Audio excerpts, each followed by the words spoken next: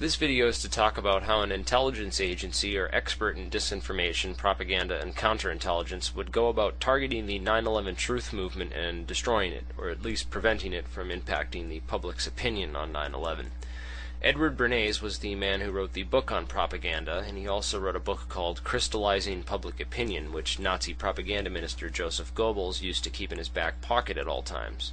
Walter Lippman expanded upon many of these theories, but these books were written back in the 20s, and the CIA have expanded upon and streamlined and weaponized nearly all of them.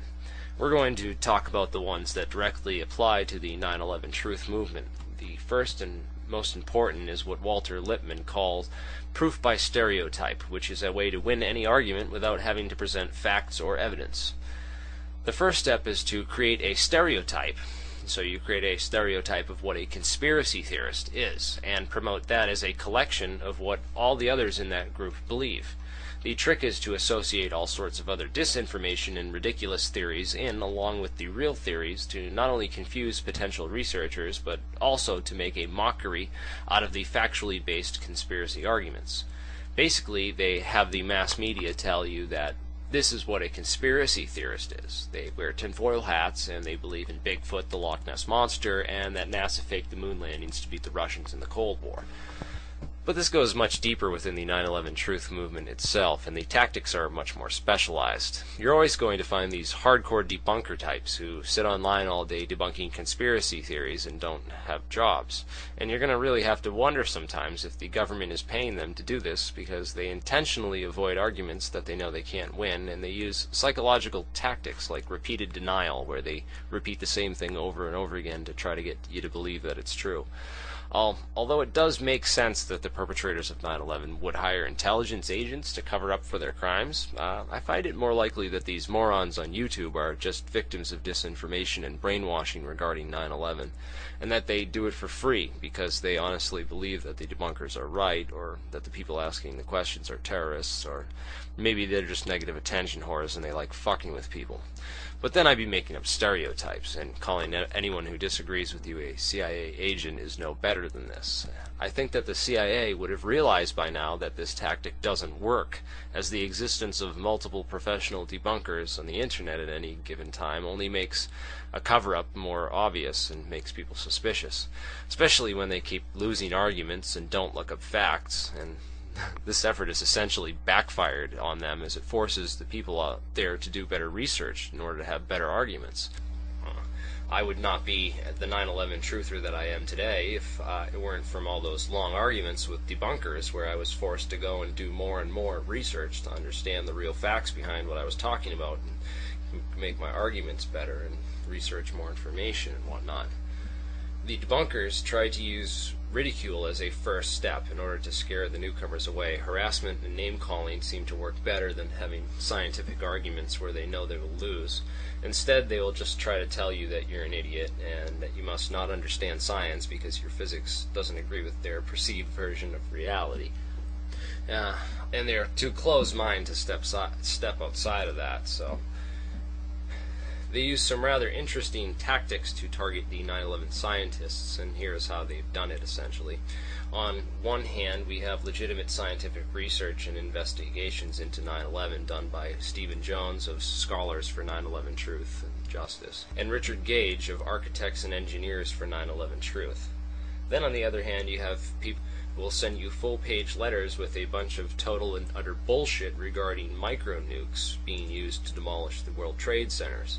There was absolutely no evidence of radiation found in the World Trade Center dust study conducted by Eric Schwartz of the EPA.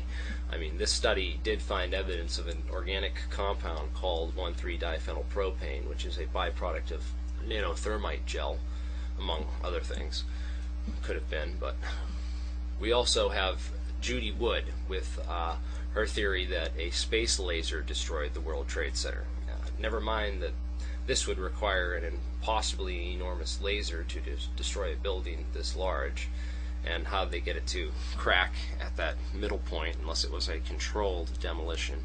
I hear a lot of arguments against controlled demolition that say, oh, why did it start with a plane impacted? Well, controlled demolition has the word controlled in it. That means that they can control the way a building collapses. So, Despite the obvious problems with the paper she co-authored with John Hutchison, another quack, she has a specific section on her page devoted to debunking thermite and explaining all the evidence for thermite away by trying to say that this space laser weapon caused all of the phenomena that one would usually associate with thermite. It's a completely laughable idea for any serious scientist, but it catches a lot of researchers who don't know any better. Which brings us to the mother of all 9/11 counterintelligence operations, the no-planers. We're not going to discuss any of these theories on this forum. If you want to discuss the no-plane theories, there's a guy, CNN 911 Fakes. You can go to his channel. He's got all the videos on it. You can just watch him and discuss it there. Don't discuss it on my channel. I'll delete your comments. Since the two key points that debunk the official theory are the fact that there is absolutely no evidence of a 757 hitting the Pentagon with the 15-foot impact hole and whatnot, and the fact that World Trade Center 7 wasn't hit by a plane, yet it collapsed anyway at 520 free fall speed. So obviously when you start talking about missing planes, you draw the 9/11 argument into a gray area, which is important for the stereotype of conspiracy theorist. Conspiracy theorists only look at gray areas where the littlest facts are known. This is a direct quote from Jim Meigs of Popular Mechanics. Counterintelligence has taken this a step further by infiltrating the 9/11 truth movement with a variety of propaganda films. Screw Loose Change and the spoof documentary Spare Parts are obviously some sort of COINTELPRO propaganda, but films which promote no planes, TV fakery, and the Jews did 9/11, these videos seem to be part of something more sophisticated, and I would like to share my own analysis with the 9/11 truth movement as a whole, and you can debate this in the comments below. September Clues, 9/11 Octopus, and 9/11 Missing Links, etc., and clone account spammers like WC and Simon Shack and others seem to be totally alone inside the 9/11 truth movement in their views and opinions. Yet they are the ones who get on radio or TV to debate these 9/11 conspiracy theories with the mainstream. I saw one kid with a September Clues t-shirt on at the 9/11 rally at Ground Zero last year out of a crowd of about 20,000 people, and he got incredibly nervous when I glared at him, and he didn't seem to be there with anyone. Yet the media portrays these fringe nutcases as a representation of the entire 9/11 truth movement as a whole. So here's why they do that. These are what we call drones, and their main purpose is to pretend to be real 9/11 truthers with real views, but portray a false image or stereotype of what people will identify a conspiracy theorist with. Just like you have a preconceived notion of what a dog or a bank is, you don't need anyone to tell you what these things are, because you already know what that is. You have a preconceived notion of what these things are, and no one needs to tell you what they are. So when Mr. Joe Ordinary meets a 9/11 truther on the street who tells him there's no evidence for a plane at the Pentagon or in Shanksville, Pennsylvania, he immediately identifies this with the stereotype of you also not believing that planes hit the Twin Towers. When you get around to mentioning Building 7's collapse and the fact that it wasn't hit by a plane, further resonates within their reasoning that you are just like that guy on TV who already got proven wrong by all those experts. And this is what we call, literally, proof by stereotype. He doesn't need to prove you wrong. You've already been proven wrong by all those experts that he saw on TV. Besides which, he's morbidly afraid of you actually being right or admitting that he is wrong. So you're always wrong, no matter what.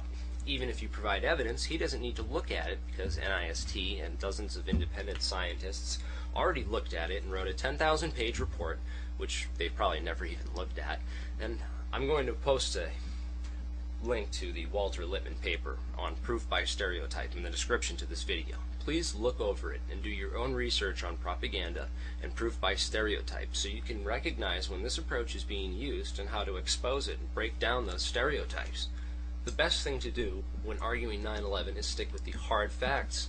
Avoid gray areas completely. I hope this video and my channel help people out there understand the 9/11 truth movement, what we're about, what the lies are, what the disinformation is, and what we're up against in order to get our message out there to the mainstream. So please don't forget to rate 5 stars, subscribe to my channel, and questions, comments, you know what to do.